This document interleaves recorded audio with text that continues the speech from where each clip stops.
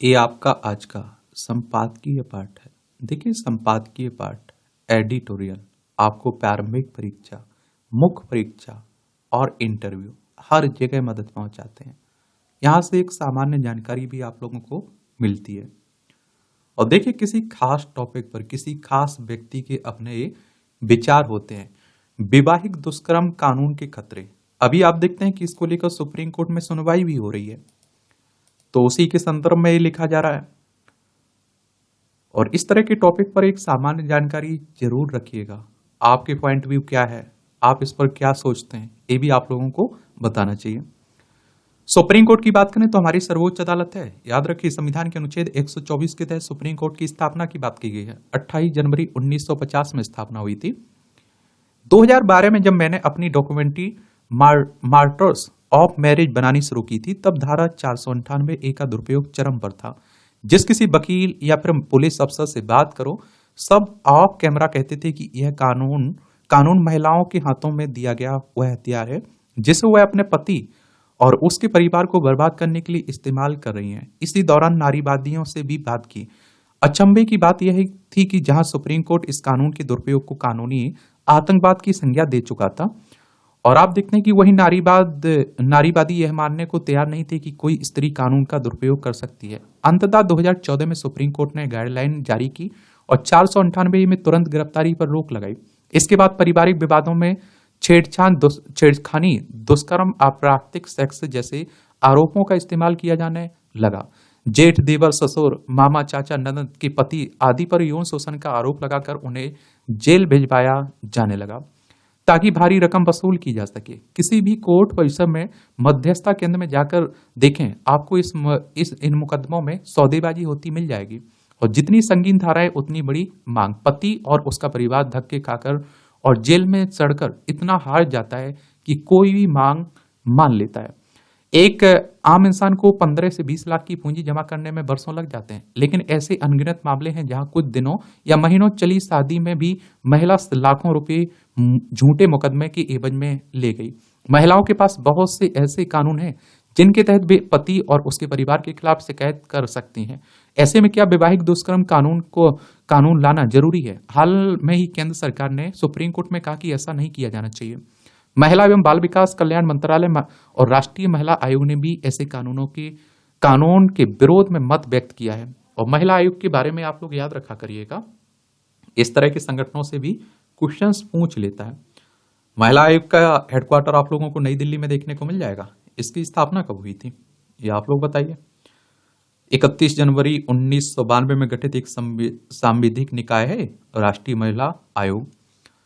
और आप देखते हैं कि इसमें प्रश्न यह है कि क्या भारत की आम महिलाएं पति को दुष्कर्मी कहने का अधिकार मांग रही हैं, या फिर यह कुछ चुनिंदा नारीवादियों की मांग है?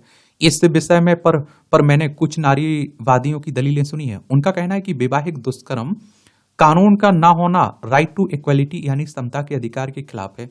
यही महिलाएं कभी यह नहीं कहती हैं कि 498 या फिर घरेलू हिंसा के कानून में पुरुषों को पीड़ित ना देखा जाना भी राइट टू इक्वलिटी के खिलाफ है।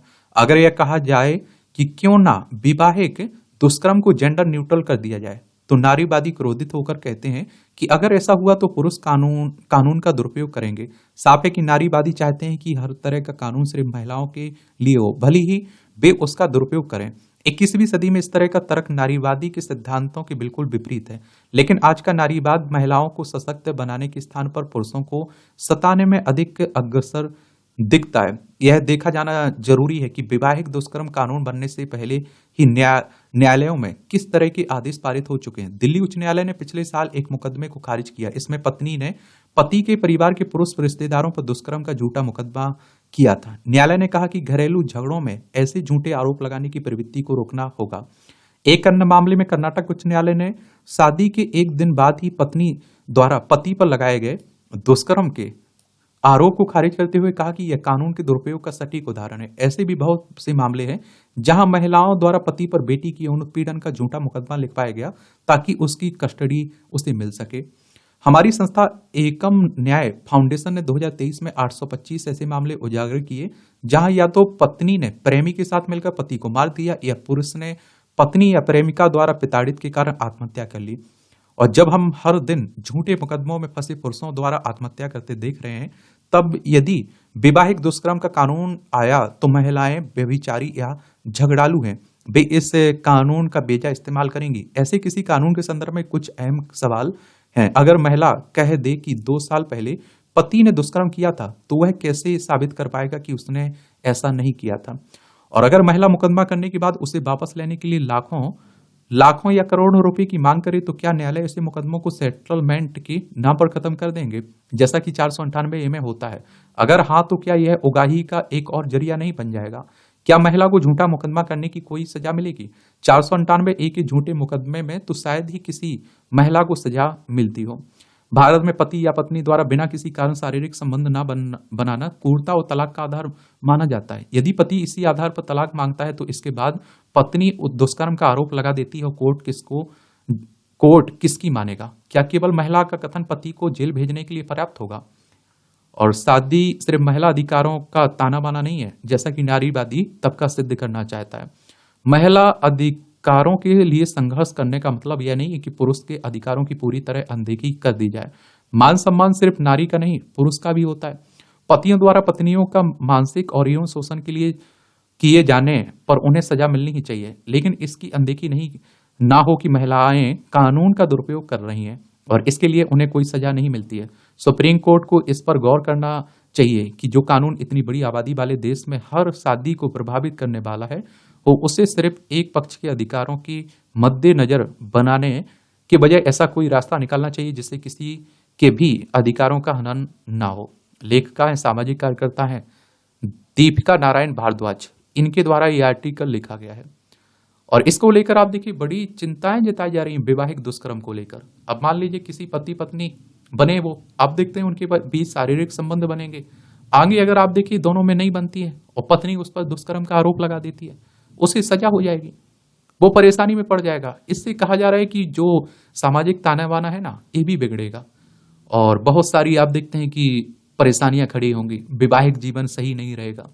तो अपने अपने तर्क दिए जा रहे हैं और मैं आप लोगों से भी कहता हूं कि इस तरह के जब टॉपिक पर आप कुछ लिख रहे हैं, कहीं बोल रहे हैं, क्योंकि इस तरह के टॉपिक से आपके एग्जाम में क्वेश्चंस पूछे जाते हैं, तो बड़ा न्यूट्रल होकर लिखा करिएगा।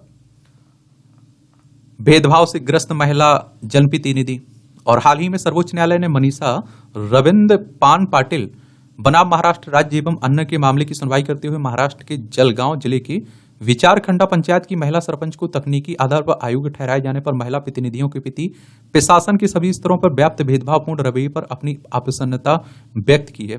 सुप्रीम कोर्ट ने महिला सरपंच को राहत देते हुए टिप्पणी की कि यह प्रकरण तब और भी गंभीर हो जाता है जब हम एक देश के रूप में सार्वजनिक कार्यालयों और निर्वाचित निकायों में पर्याप्त महिला प्रतिनिधित्व सहित सभी क्षेत्रों में लैंगिक समानता और महिला सशक्तिकरण की प्रगतिशील लक्ष्य को प्राप्त करने का प्रयास कर रहे हैं। जमीनी स्तर पर इस तरह के उदाहरण हमारे द्वारा हासिल की गई किसी भी प्रगति पर गहरा आघात करते हैं। शीर्ष न्यायालय ने की यह टिप्पणी संपूर्ण सामाजिक प्रशासनिक व्यवस्था पर प्रश्न चिन्ह खड़ी करती है। राजनीति का क्षेत्र पुरुषों का गढ़ माना जाता रहा है, इसलिए जब 73वें संविधान संशोधन अधिनियम के तहत स्थानीय सरकारों यानी कि गांव से लेकर जिला स्तर तक की संस्थाओं में महिलाओं को 1/3 आरक्षण दिया गया, तो संभावना जताई गई कि यह राजनीति में पुरुषों के एकाधिकार की समाप्ति का नवीनतम अध्याय लिखेगा। फिर ग्रामीण अंचलों में महिला नेतृत्व करते दिखाई देने लगी, परंतु यह एक छद्म तस्वीर थी क्योंकि वास्तविक सत्ता पुरुष सदस्यों के हाथ में बनी रही और आज भी कई जगह पर यह परंपरा यथावत कायम है। आप लोगों ने देखा होगा जब सरपंच का चुनाव लड़ता है कोई जिला पंचायत, या आप देखते हैं कि सदस्य का चुनाव लड़ता है या जनपद पंचायत का चुनाव लड़ता है, तो आपने देखा होगा कि जब पुरुष चुनाव लड़ेगा तो वहां केवल अपना नाम लिखेगा, लेकिन जब वो महिला सीट होगी तो वहां आपने देखा होगा महिला के साथ उस पुरुष का नाम रहता है और महिला चुनाव जीतती है, लेकिन अधिकतर मीटिंग अटेंड कौन करता है? पुरुष। उस घर का पूरी सत्ता चलाता है पुरुष। सरपंच पति स्थानीय राजनीति से जुड़े वह सच्चाई है जो राजनीतिक क्षेत्र में लैंगिक समानता के प्रयासों को ठेंगा दिखाती है। अमूमन सभी के मन में यह प्रश्न कौनता है कि क्यों महिला सरपंच स्वयं इसका विरोध नहीं करती है। प्रशासन की नाक के नीचे सरपंच पतियों का अस्तित्व कई प्रश्न खड़े करता है। प्रशासन की अवहेलना से कहीं अधिक है। यह मुद्दा सामाजिक स्तर पर सुसुप्त चेतना का है।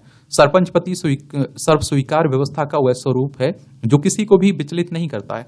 इसके विपरीत सामाजिक स्तर पर तब असहजता उत्पन्न होती है जब कोई महिला सरपंच स्वतंत्र रूप से अपने दायित्व का निर्वहन करे, तब उसे उसके पद से हटाने के लिए नए नए तरीके आजमाए जाते हैं, जैसा कि मनीषा रविंद्र के साथ आजमाए गए। उन्हें इस आरोप के आधार पर हटाए जाने का फैसला लिया गया कि वह कथित तौर पर सरकारी जमीन पर बने घर में रह रही थी, और इस आरोप को खारिज करते हुए सुप्रीम कोर्ट ने कहा, लगता है ग्रामीण इस वास्तविकता को स्वीकार करने में असमर्थ थे कि एक महिला सरपंच उनकी ओर से निर्णय लेगी और उन्हें उसके निर्देशों का पालन करना होगा। ऐसा कम ही होता है कि किसी गांव विशेष में सरपंच पति के अनुचित अधिकार अतिक्रमण का विरोध हुआ हो। यह एकमात्र भारत की समस्या नहीं है। विकसित देश की अग्रणी पंक्ति में खड़े G7 समेत कुछ प्रमुख यूरोपीय देशों की भी यही स्थिति है। G7 के बारे में भी आप लोग याद रखा करिएगा। ग्रुप 7 की बात कर रहा हूं मैं, इससे भी कई बार क्वेश्चंस पूछ लेता। 1975 में इसकी स्थापना हुई थी। Canada, France, Germany, Italy, Japan, United kingdom और यूनाइटेड स्टेट्स में सदस्य हैं G7 में। The Reykjavik index for leadership 24 का एक अध्ययन बताता है कि महिलाएं स्वयं भी नेतृत्व के पदों के लिए महिलाओं को पुरुषों के समान योग्य नहीं मानती हैं। यह तथ्य चौंकाता है, परंतु अगर गंभीरता से विचार किया जाए तो यह वह वास्तविकता है जिसके संबंध में कभी भी गहन शोध करने के प्रयास नहीं किए गए। अमूमन यही माना जाता रहा कि महिला नेतृत्व पुरुषों को चुभता है, परंतु यह आंशिक सत्य है और आमतौर पर आप देखेंगे यह सोच महिलाओं की भी है, परंतु उन्हें कटघरे में खड़ा करना न्यायोचित नहीं है। सामाजिक मनोविज्ञानी फिर क्रॉस भी कहते हैं कि पितृसत्तात्मक सोच इस कदर समाज में घुल मिल गया कि अधिकांश महिलाओं को इसका पता नहीं होता है। वे समुदाय में लैंगिक भेदभाव का शिकार हुई। Measuring voice against female political leadership नामक अध्ययन बताता है कि इतिहास, समाज और पितृसत्ता ने सदियों से महिलाओं की भूमिका को आकार दिया है और गहराई से उकेरी गई मानसिकता न केवल बाहरी दुनिया की धारणा को प्रभावित करती हैं, अपितु महिलाओं के मस्तिष्क पर भी असर डालती हैं और उन्हें यह विश्वास दिलाती हैं कि वे राजनीति के योग्य नहीं है। महिलाओं पर थोपे गए दोहरे मापदंड उनके आत्म मूल्यांकन कौशल को कम करते हैं और राकोसिन का शोध बताता है कि महिलाओं का आत्मविश्वासी होना सामाजिक दृष्टिकोण में दुस्साहसी होना है और जो सामाजिक सुसंगता को चुनौती देता है। महिलाओं को निरंतर इसका बोध भी कराया जाता है और इससे वे स्वयं ही राजनीति के क्षेत्र से पीछे हट जाती हैं। सफलता आत्मविश्वास के साथ उतनी ही निकटता से जुड़ी है जितनी योग्यता के साथ। राजनीति में महिलाओं की सफल असफल अयोग्य होने का प्रश्न इसलिए खड़ा नहीं हो पाता है क्योंकि रूढ़िवादिता की कठोर परंपराएं उनकी राह में कांटे बिछा देती हैं। राजनीति में महिलाओं के प्रति माहौल इतना नकारात्मक है कि महिलाएं यदि बेहतर समझती हैं कि वे इस क्षेत्र से दूर ही रहें। अगर हम यह समझ रहे हैं कि युवा पीढ़ी के विचार लैंगिक रूढ़िवादियों के विरुद्ध हैं तो यह भ्रम है।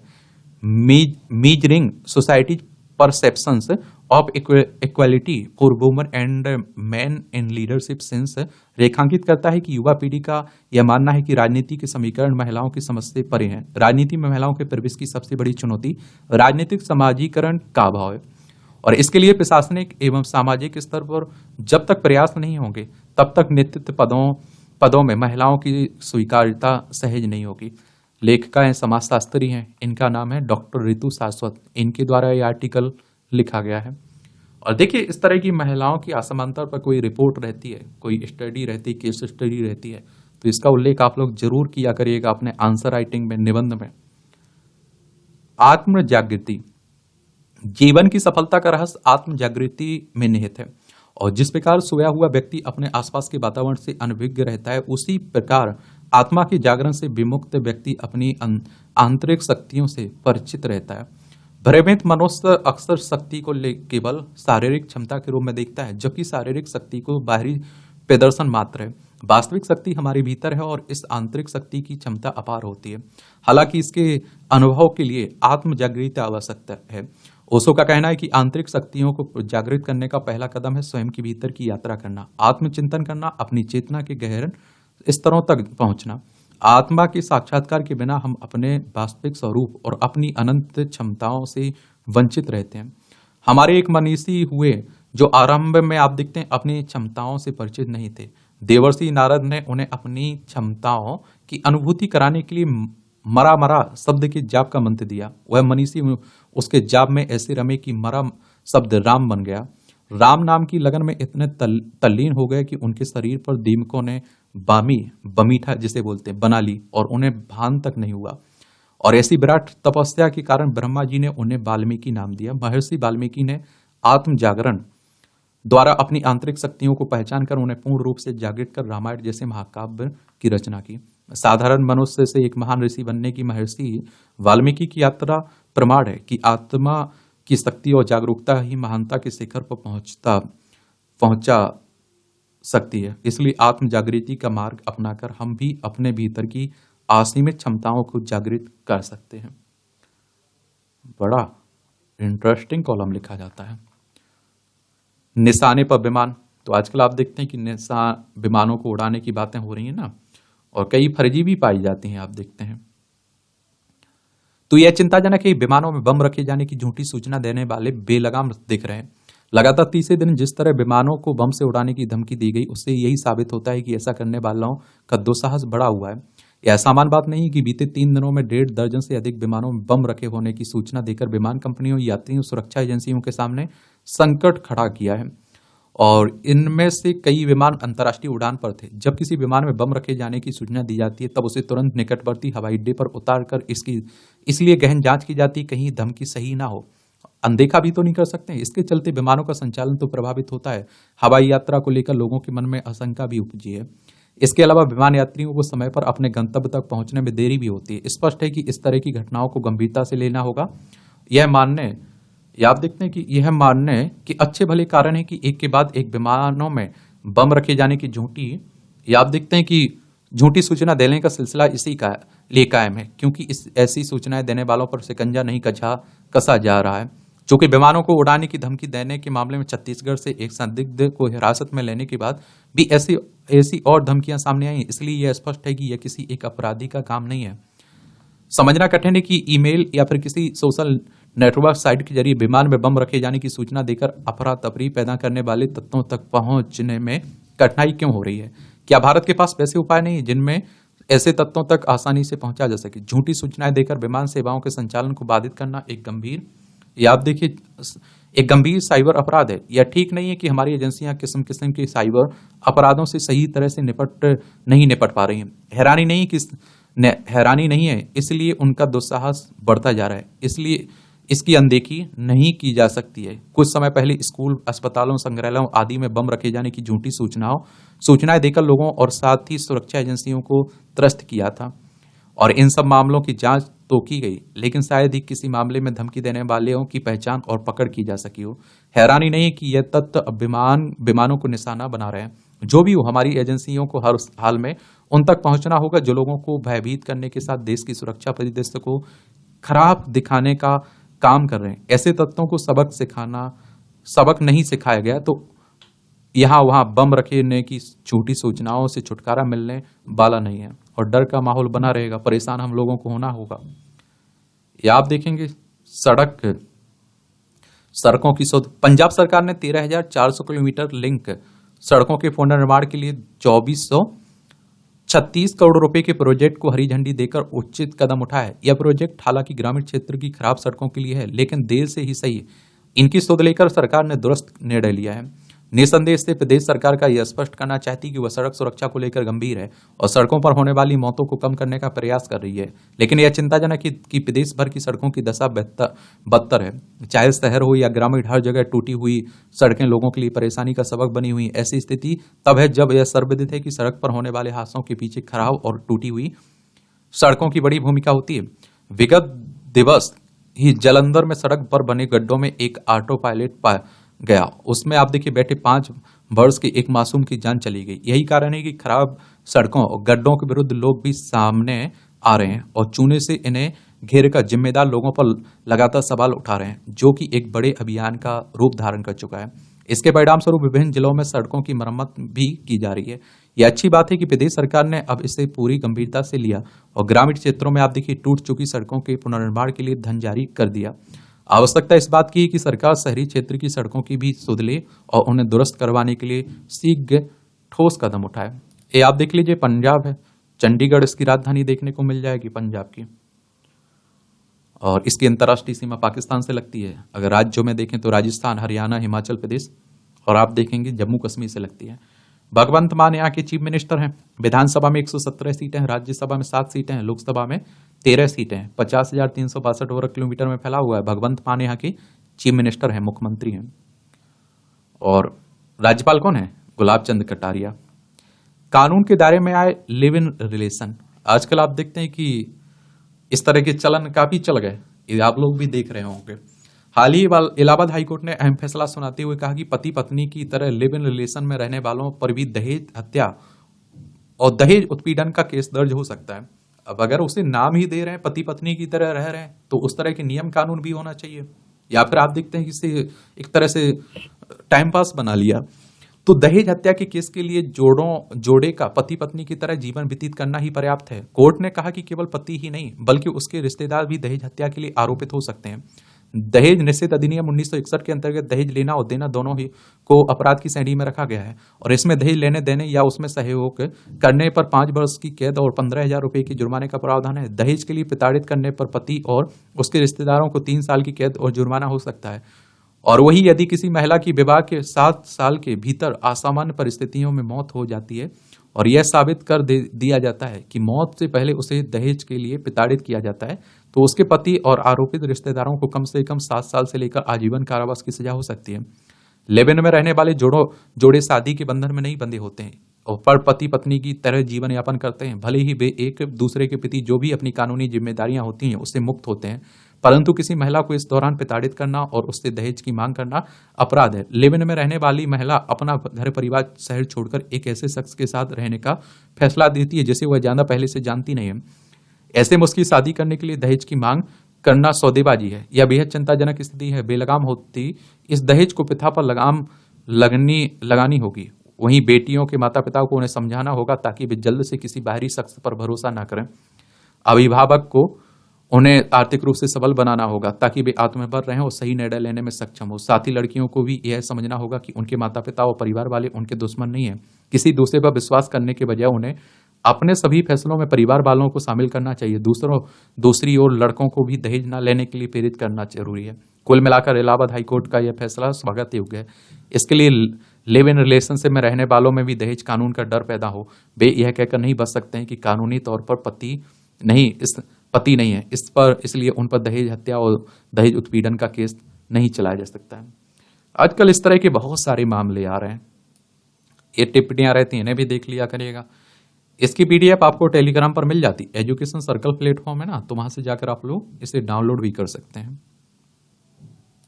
इस संस्थाओं में छिपा संपन्नता का राज, इस तरह के आर्टिकल होना चाहिए। अच्छे आर्टिकल लिखे जाते हैं। अमेरिका के 3 अर्थशास्त्रियों डैरन एस मोगलू, साइमन जॉनसन और जेम्स ए रॉबिन्सन को संयुक्त रूप से इस साल अर्थशास्त्र के लिए नोबेल पुरस्कार की घोषणा की गई है। डैरन एस मोगलू और साइमन जॉनसन MIT यानी मैसाचुसेट्स इंस्टीट्यूट ऑफ टेक्नोलॉजी में काम करते हैं और जेम्स ए रॉबिन्सन शिकागो विश्वविद्यालय में शोध करते हैं। नोबेल पुरस्कार समिति के मुताबिक इन तीनों को साझा तौर पर संस्थाओं के गठन और परिवर्तन की परिस्थितियों को समझाने के लिए पुरस्कृत किया गया है। इन अर्थशास्त्रियों का काम संस्थाओं, लोकतंत्र और विकास के बीच पारस्परिक संबंध को लेकर है। एक लोकतांत्रिक देश समाज के विकास में संस्थाओं का अपार महत्व है। इसी महत्व एवं उपयोगिता को देखते हुए अर्थशास्त्र में एक नई शाखा इंस्टीट्यूट इकोनॉमिक्स का प्रादुर्भाव हुआ, जो कालांतर में न्यू इंस्टीट्यूशनल इकोनॉमिक्स के रूप में परिवर्तित एवं अपरिमार्जित हुई है।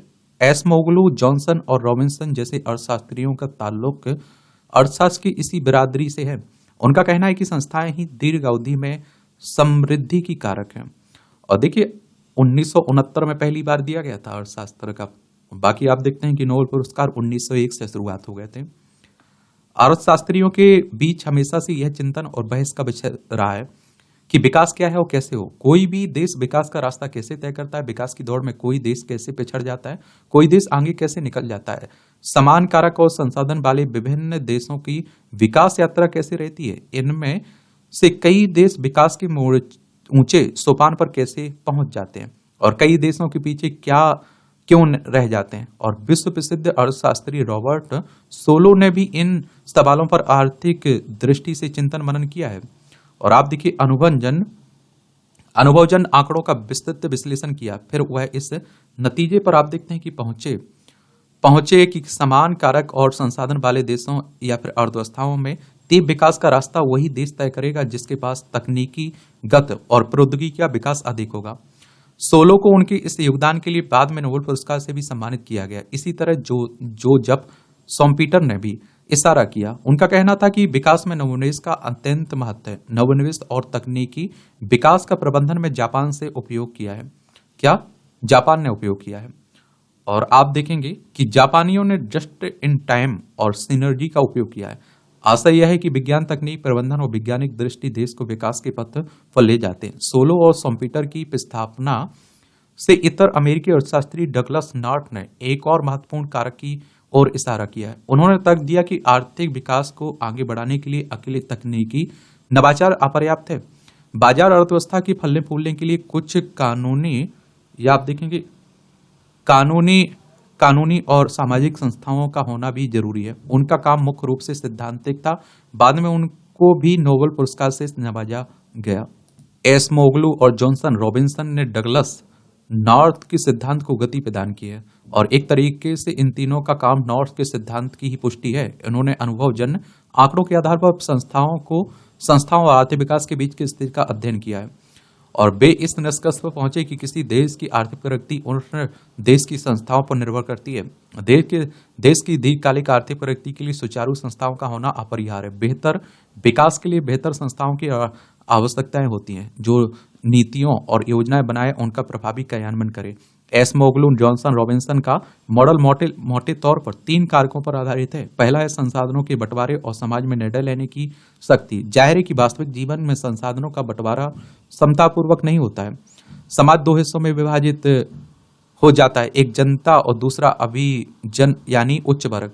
अभिजन के पास निर्णय लेने की शक्ति होती है, जबकि जनता के पास संख्या बल। दूसरा कारक है प्रतिबद्धता, और इससे मतलब है कि एक राजनीतिक और आर्थिक व्यवस्था में एक छोटा अभिजन समूह ही शक्ति रखता है। जनता के पास अभिजात वर्ग को निर्णय लेने की शक्ति सौंपने के अलावा कोई विकल्प नहीं होता है। तीसरा कारक है सामुदायिक क्षमता। वे बताते हैं कि जनता भले ही सीधे तौर पर निर्णय न लेने की स्थिति में हो, लेकिन वह संगठित होकर और अभिजन या फिर शासक वर्ग को बाध्य कर सकती है और उसके हित में निर्णय लिए जाए। इन तीनों कारकों में सुसंगति तभी होगी जब किसी आर्थिकी में ऐसी समावेशी संस्थाएं हों जो कानूनों को लागू करने और सार्वजनिक बुनियादी ढांचा प्रदान करते हुए यथासंभव व्यापक रूप से राजनीतिक स्वतंत्रता और संपत्ति के अधिकारों का विस्तार करती हो।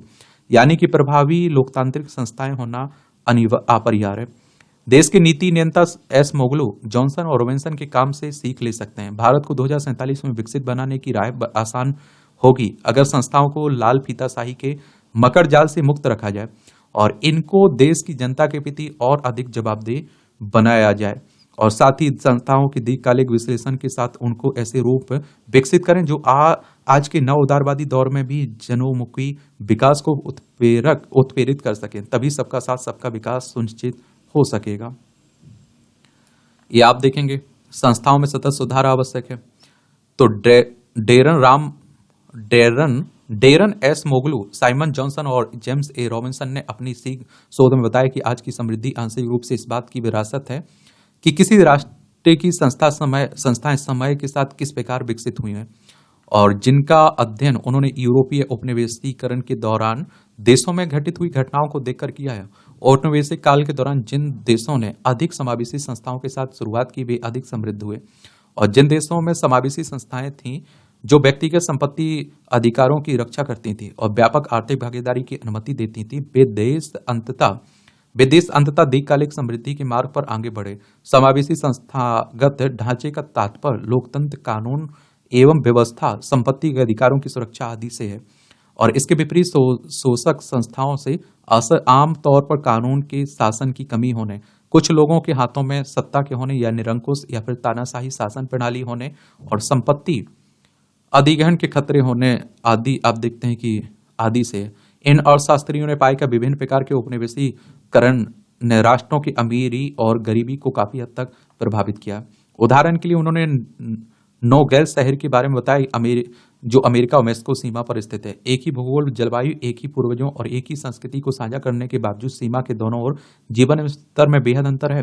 उत्तरी क्षेत्र में एरिजोना कि नोगेल्स में लोग अपेक्षाकृत समृद्ध हैं और लंबी उम्र तक जीते हैं। अधिकांश लोग स्नातक होते हैं। दक्षिण में मैक्सिको के नोगेल्स सोनोरा में लोग सामान्यतः काफी गरीब हैं। इस क्षेत्र में संगठित अपराध के कारण कंपनियों को शुरू करना और चलाना जोखिम भरा है।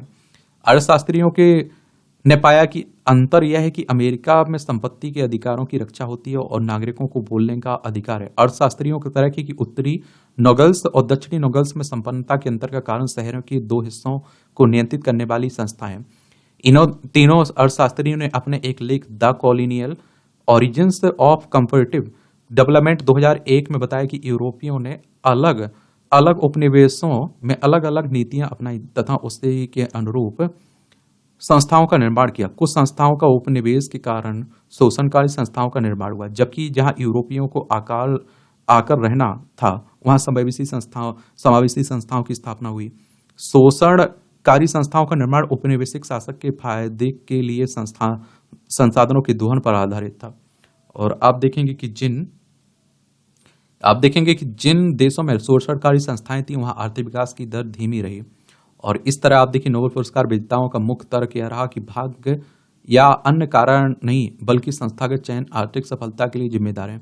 यह दुनिया को लेकर आशावादी नजरिया है और भारत में भी इसकी सावधानी से पड़ताल होनी चाहिए। उदार आर्थिक सुधारों का बुनियादी ढांचा वह अनिवार्य रूप से संस्थागत बदलाव का है जिसके लिए देश में दशकों से तर्क दिया जाता रहा। एक ऐसा राज्य जो उद्यमिता के जोखिम कम करता है, संपत्ति के अधिकारों का बचाव करता है, स्वतंत्र नियामक तैयार करता है और सहजता से न्याय देने के साथ साथ बचत पर एकाधिकार नहीं करता, वह दीर्घकालिक समृद्धि सुनिश्चित करता है। गरीब देशों में सुधार के लिए आवश्यक है कि शोषणकारी संस्थाओं के स्थान पर समावेशी संस्थाएं आए। इसके लिए वहां के सत्ताधारी को अपने स्वार्थ छोड़ आगे आना चाहिए। बाकी आप लोग क्या सोचते हैं, अपनी राय दे सकते हैं। ये राजनीति की बातें हो रही हैं, आप लोग पढ़ सकते हैं। ये आप देखिए राजनीतिक बयानबाजी का केंद्र बन कर चर्चा का विषय बना है हिमाचल प्रदेश, तो उसी की बातें हो रही हैं और इन्हें पढ़ना हुआ करे तो आप लोग पढ़ सकते हैं। टेलीग्राम पर इसकी लिंक आपको मिल जाती है, वो पीडीएफ, तो वहां से देख सकते हैं। अब आपका कोई सवाल हो, मेरे लिए सुझाव हो तो आप लोग बता सकते हैं।